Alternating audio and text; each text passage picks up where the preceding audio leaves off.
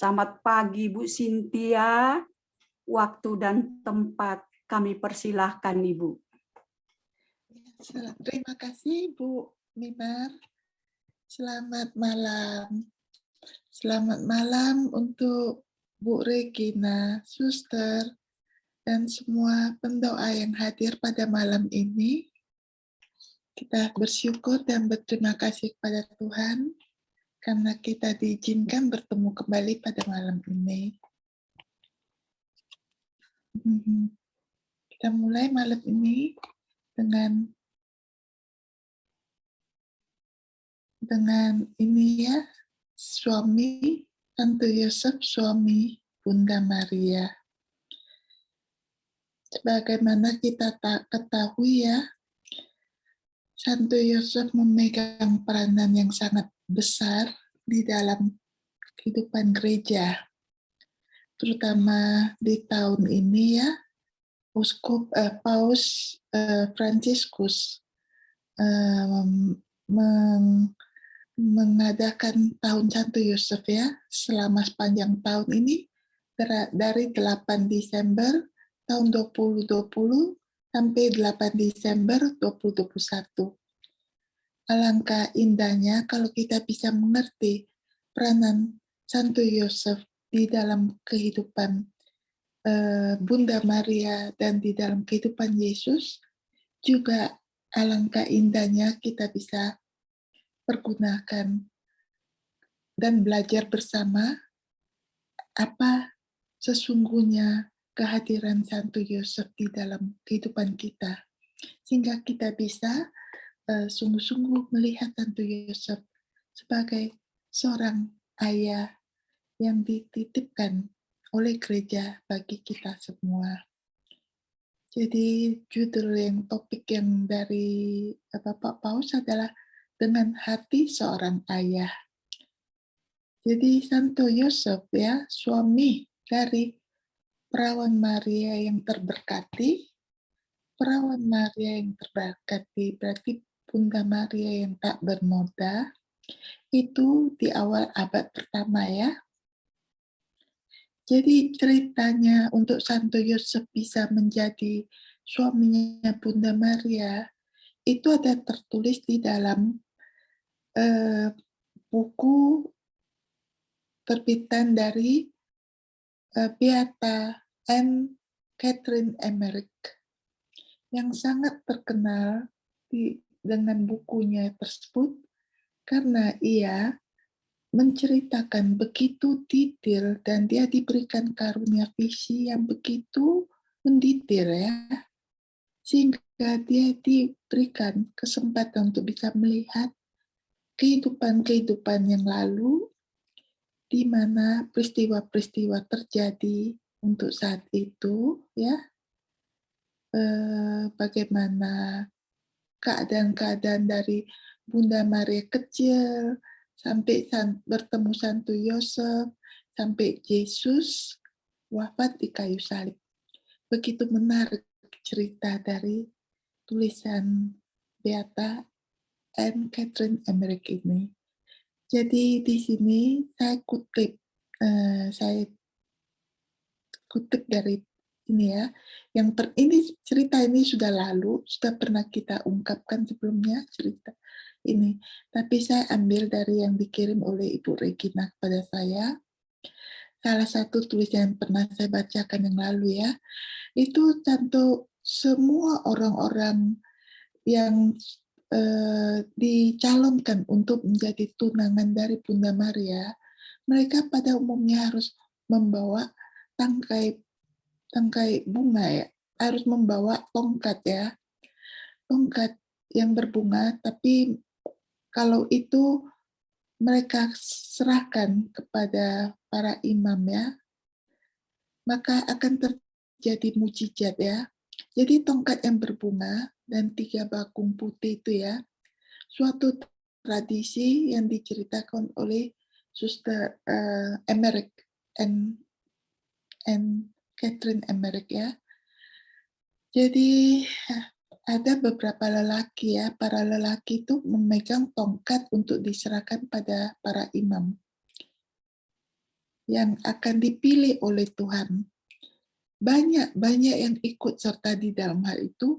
Malah ada salah satu yang saya baca ceritanya bahwa ia sampai menangis, sampai ia berpuasa, sampai ia sungguh-sungguh memohon kalau dialah calonnya.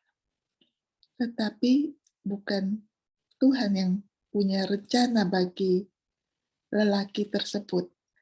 Ternyata satu hari mereka ketemui namanya Joseph di dalam kitab mereka, dan para imam mencari dia di satu tempat sampai ketemu dia dan meminta Joseph ya untuk membawa tongkatnya pada imam. Jadi saat itu tongkatnya mengeluarkan bunga bakung putih. Itu melambangkan kesucian dan keperawanannya. Jadi itu ceritanya awal kejadian bagaimana Santo Joseph terpilih dan memang sudah di dalam rencana Allah Bapa bahwa Santo Yosef adalah yang dipersiapkan untuk menjadi ayahnya Yesus di dunia ini ya. Jadi menjadi suaminya Bunda Maria. Tapi sesungguhnya Bunda Maria mengandung dari Roh Kudus. Jadi Santo Yosef hanya diminta untuk menjadi ayah dari Yesus.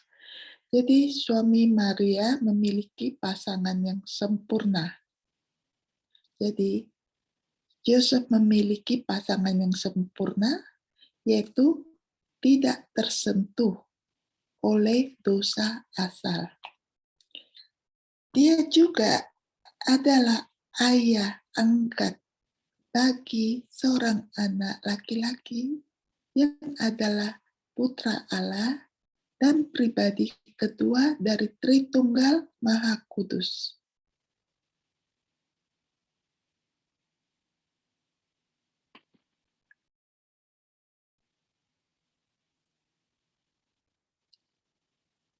Namun,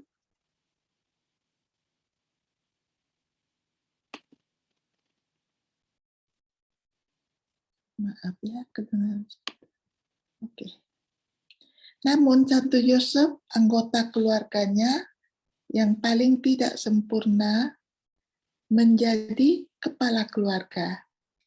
Kalau masih ingat cerita sebelumnya, Santo Yosef berasal dari keluarga yang dia hanya satu-satunya yang begitu taat, pendiam, dan suka berdoa. Dibandingkan dengan saudara-saudara yang lain. Itu nanti akan kita lanjut ceritanya pada hari-hari berikutnya di dalam sesi yang berikutnya ya. Jadi hari ini tidak saya bahas untuk hal itu. Jadi Santo Yosef itu berasal dari keluarga yang paling tidak sempurna, tapi dia terpilih menjadi kepala keluarga untuk keluarga kudus ini. Jadi otoritas tidak selalu mengalir dari superioritas moral atau intelektual. Otoritas gereja khususnya adalah pemberian Tuhan. Karena Tuhan memilih orang tertentu dalam rumah tangga imannya. Orang tertentu untuk memenuhi tugas dalam rumah tangga imannya. Orang tersebut bertindak dengan mandat ilahi untuk mengajar, memutuskan, dan mengatur orang-orang dan hal-hal yang dipercayakan kepadanya. Jadi itu adalah pemberian Tuhan.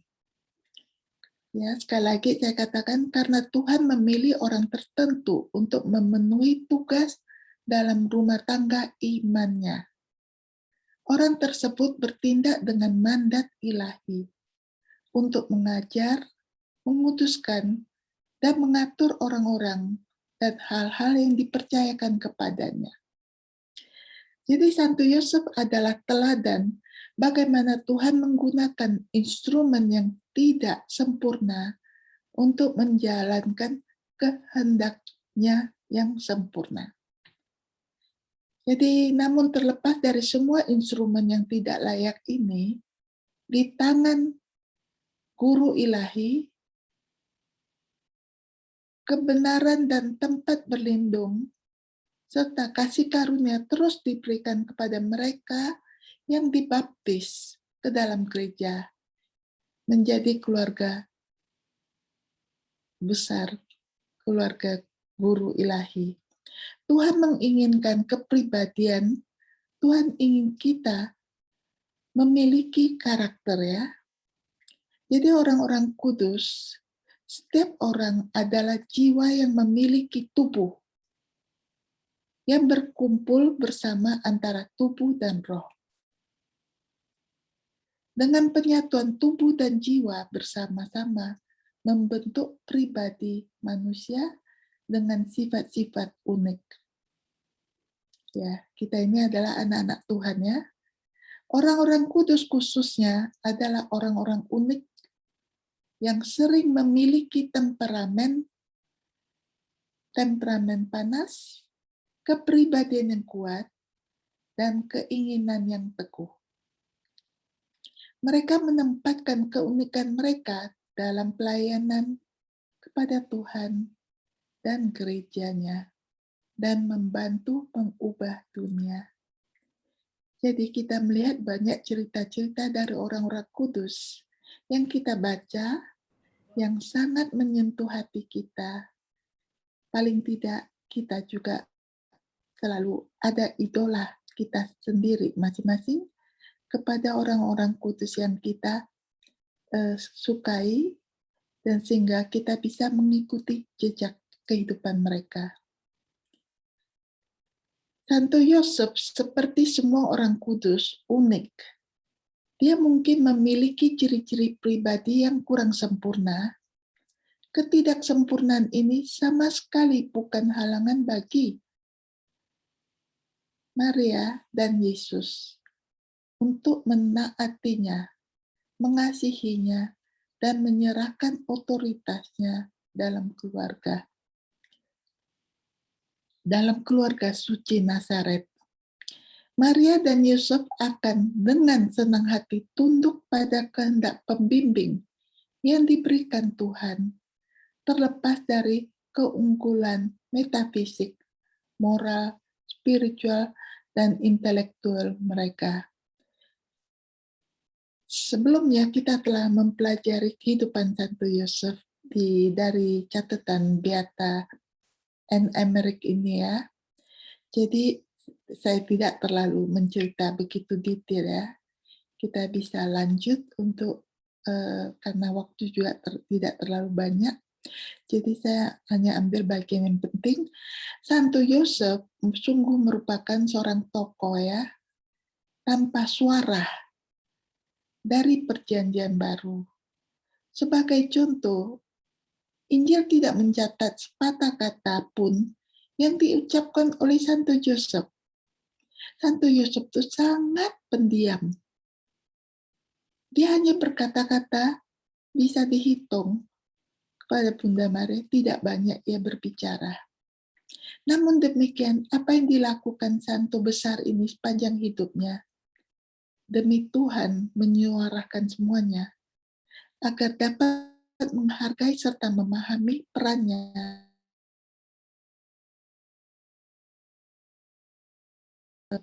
memeriksa bacaan Injil. Santo Yosef berasal dari keluarga dan keturunan Daud ya. Dari Lukas bab 2 ayat 4.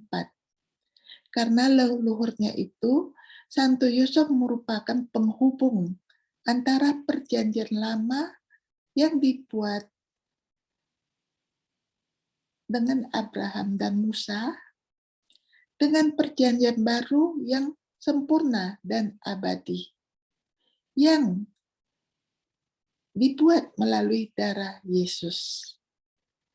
Ia mengakhiri gagasan tanah perjanjian para bapak bangsa serta kerajaan Raja Daud, dan mempersiapkan jalan bagi Yesus, Sang Mesias, yang akan membangun kerajaan baru, yaitu kerajaan Allah dan tanah perjanjian yang baru. Bukan suatu kerajaan duniawi dengan benteng-benteng dan angkatan bersenjata, melainkan kerajaan yang ada dalam diri orang yang hidup dalam Allah. Hidup sekarang yang akan mencapai kesempurnaannya di surga. Santo Matius mengidentifikasikan Yosef sebagai seorang yang tulus hati. Teks dalam bahasa aslinya mempergunakan kata adil atau benar, yang secara lebih baik menggambarkan bahwa ia hidup seturut ketentuan Allah dengan melakukan perintah-perintahnya dan meneladani kasih-Nya. Santo Yosef pertama kali muncul dalam Injil dalam kisah awal mula kelahiran Yesus. Penekanan pada kabar sukacita kepada Maria, Injil Santo Matius memberikan penekanan kepada Santo Yosef. Dikisahkan bahwa Santo Yosef bertunangan dengan Maria ketika ia mendapati bahwa tunangannya itu mengandung, ya. Patut diingat bahwa dalam masyarakat Yahudi, apabila sepasang muda-mudi telah bertunangan secara resmi dan memaklumkan niat mereka di hadapan dua saksi, mereka dianggap telah menikah sebagai suami istri. Biasanya setelah 1 tahun masa pertunangan, mempelai pria datang ke rumah mempelai wanita dalam suatu upacara meriah dan memboyong mempelai wanita ke rumahnya, di mana mereka melangsungkan hidup bersama sebagai suami istri. Jadi tradisi ini menjadi dasar dari perumpamaan tentang 5 gadis bodoh dalam Matius bab 25. Karena Santo Yosef belum tahu akan rencana Allah, tetapi mendapati bahwa bukan dari dirinya, Injil mengatakan bahwa ia bermaksud menceraikannya dengan diam-diam. Itu tertulis di Matius bab 1 ayat 19. Menurut hukum Taurat, Santo Yosef dapat mengajukan Maria agar dihukum rajam hingga tewas karena perzinahan. Itu ada di Kitab Ulangan bab 22, ya.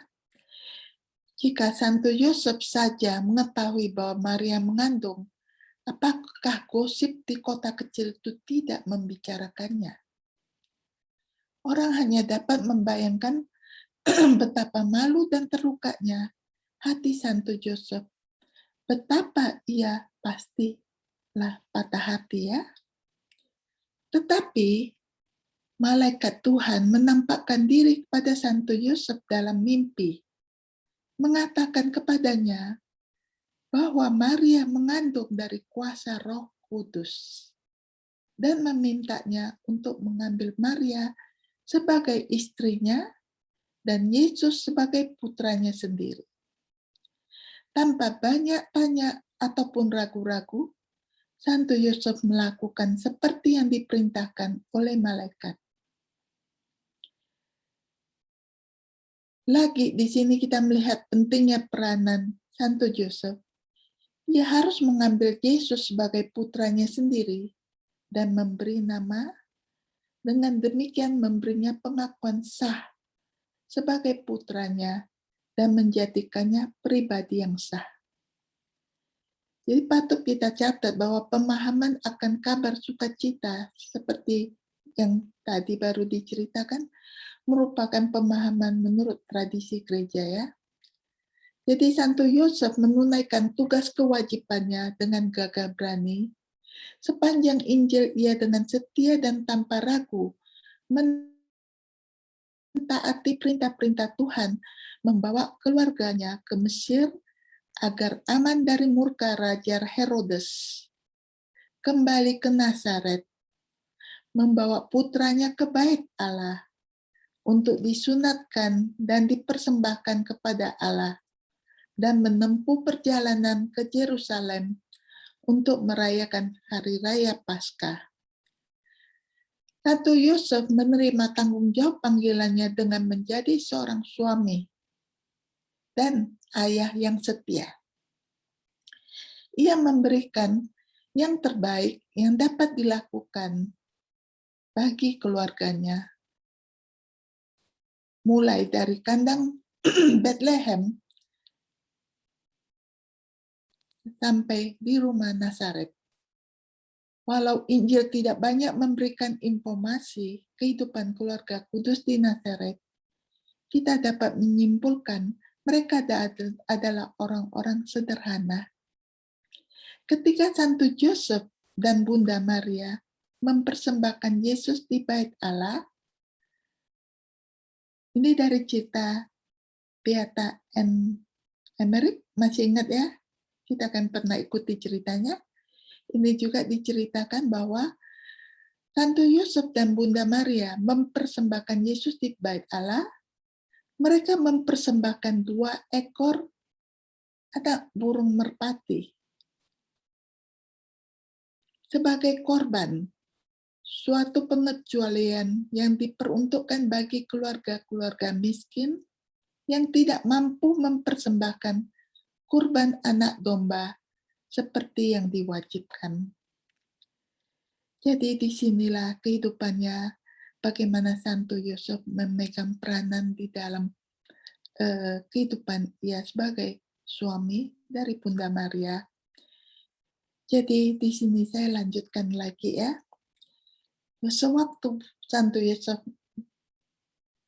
Sewaktu Bunda Maria menerima kabar sukacita, masih ingat saat malaikat Gabriel mengunjunginya, saat semua makhluk-makhluk hidup ciptaan Tuhan di bumi menunggu dengan menahan napas, saat menunggu Bunda Maria menjawab iya atas kabar sukacita yang diberikan atas dirinya oleh malaikat Gabriel.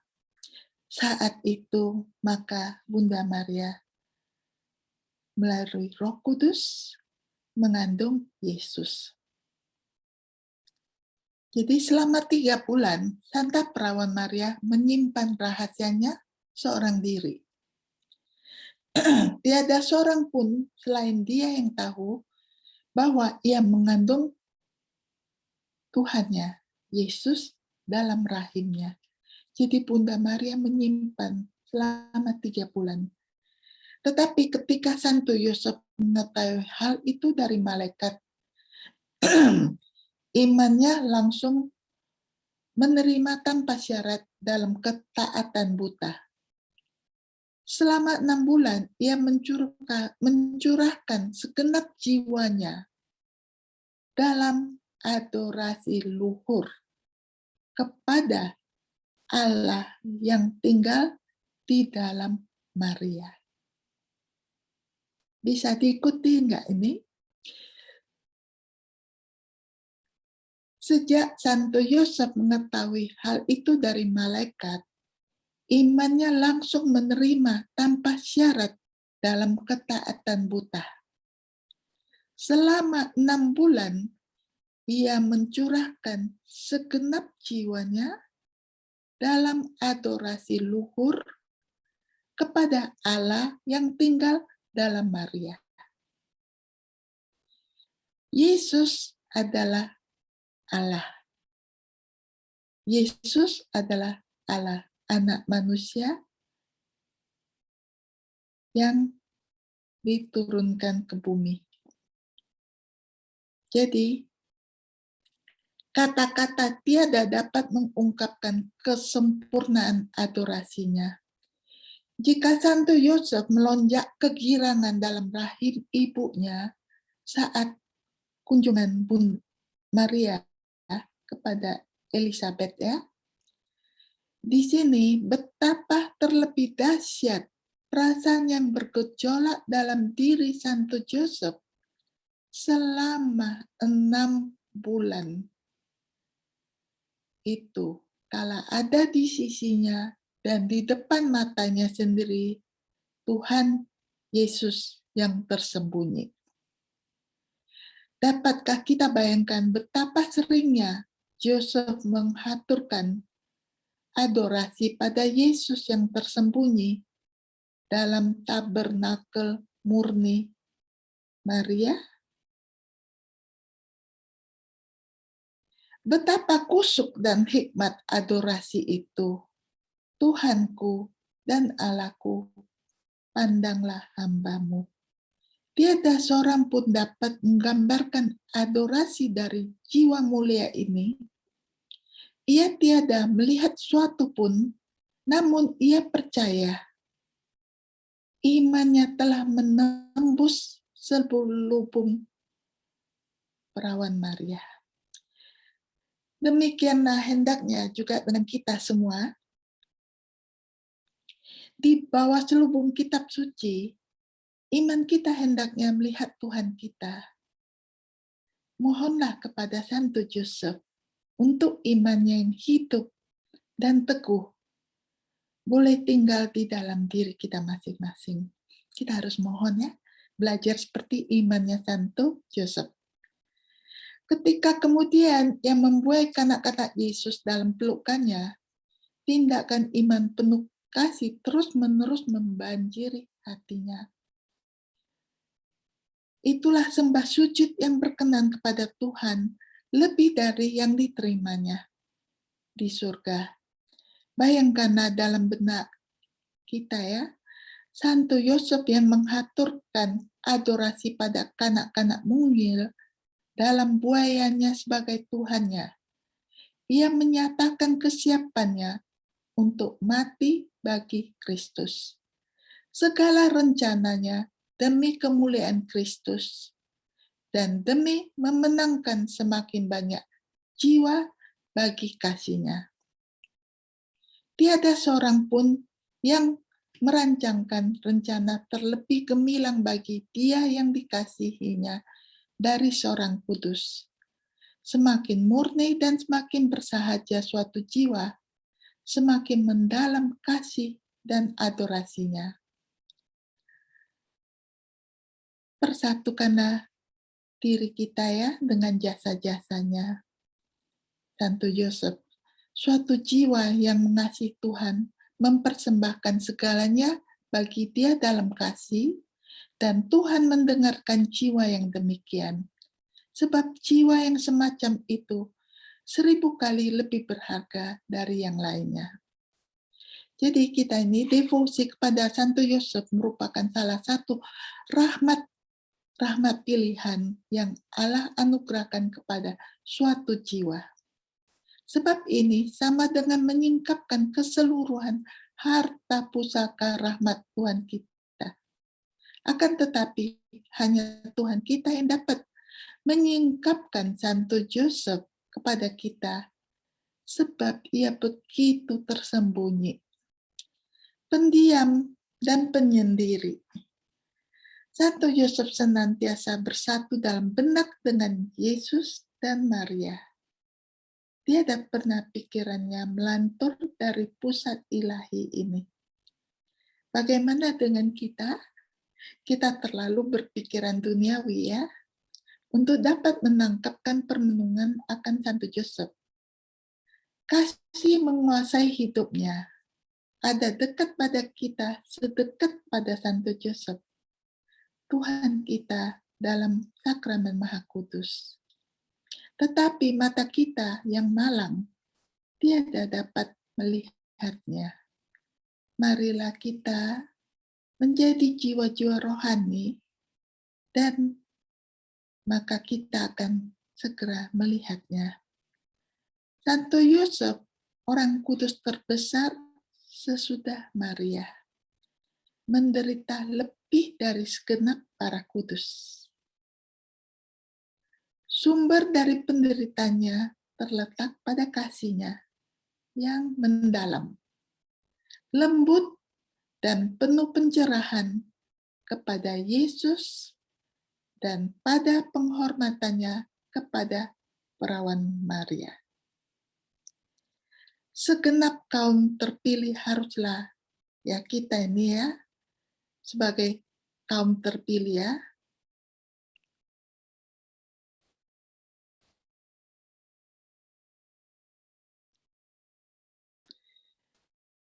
kita ini sebagai kaum terpilih ya, haruslah mendaki Bukit Kalvari. Dan hanya melalui luka-luka di kedua tangan dan kakinya mereka dapat mencapai hati Yesus. Tak seberapalah artinya penitensi dibandingkan kasih. Penitensi hanya melunasi hutang. Akan tetapi kasih melampaui itu dan menyalibkan dirinya sendiri bersama Yesus dan bagi Yesus. Jadi kita ini hanya di surga saat kita bertemu dan kita baru bisa mengerti, menangkap kepenuhan tingkat penderitaan Santo Joseph.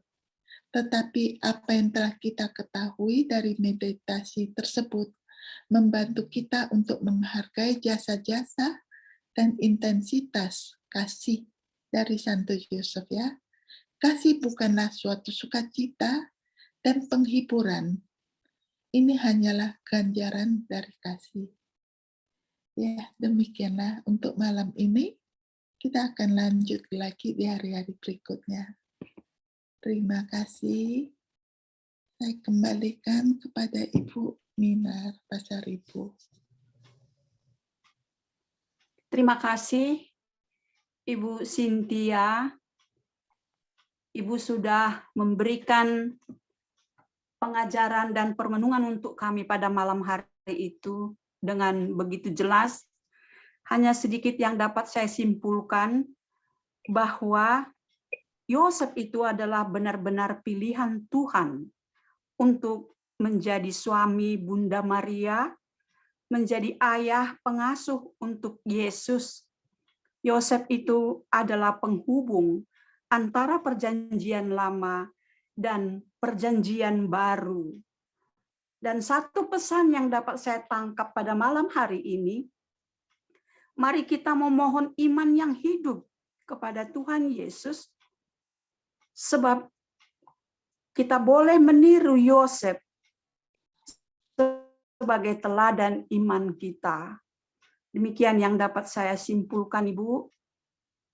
Mungkin masih ada waktu sedikit, satu orang saja yang diberi kesempatan untuk bertanya. Mari Bapak Ibu.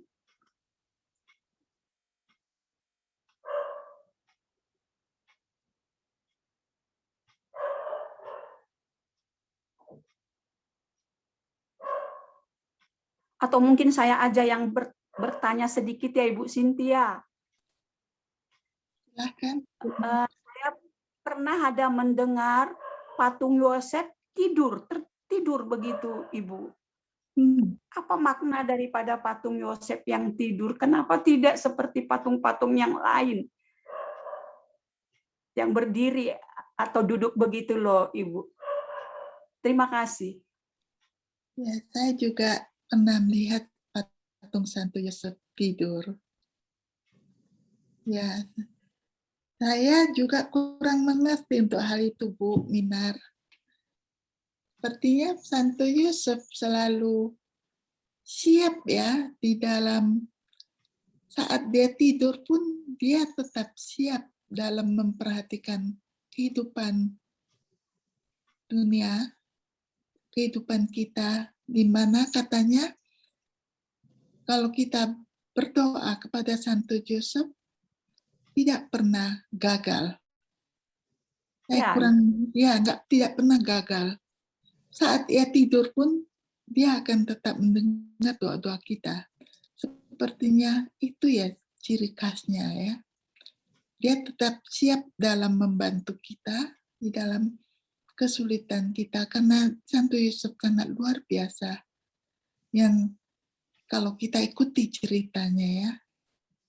Kalau boleh Bu Minar berikan saya waktu untuk mencari informasinya, akan saya kembalikan pada pertemuan berikutnya ya. Terima kasih, Ibu. Ada satu lagi kerinduan saya, mungkin kerinduan daripada semua Ibu, karena tadi Ibu bercerita tentang Santa Catherine, Beata Santa Catherine yang emerit.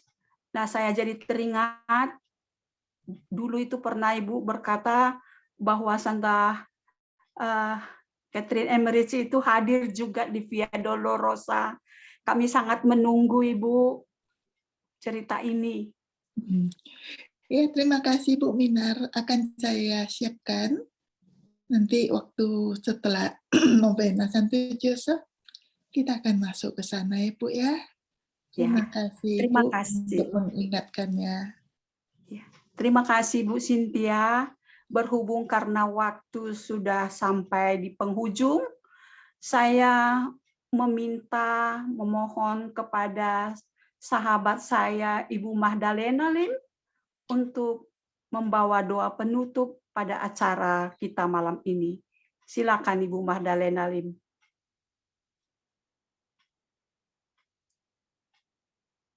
Masih adakah Ibu Magdalena? Selamat malam. Selamat pagi Bu Cynthia. Selamat malam semua Bapak Ibu, saudari-saudari. Marilah kita tutup doa kita dalam hari ini. Dalam nama Bapa dan Putra dan Roh Kudus. Allah Bapa yang bertahta dalam kerajaan surga. Dengan rendah hati kami kembali datang bersujud, bersyukur di hadirat-Mu, karena kami boleh Kau kumpulkan kembali, mendengarkan sabda-Mu, mendengarkan pencerahan dari Ibu Cynthia yang Kau kasihi. Berkatilah Ibu Cynthia dalam pengajaran setiap hari, untuk boleh kami dengar, kami resapkan tentang Santo Yosef sebagai pelindung, Santa Bunda Maria, pelindung gereja. Terima kasih ya Tuhan, biarlah semua ini kami terima demi Kristus, Tuhan pengantara kami, yang hidup dan berkuasa, kini sepanjang segala masa. Amin. Terima kasih Bu Cynthia, doanya singkat sekali, maaf.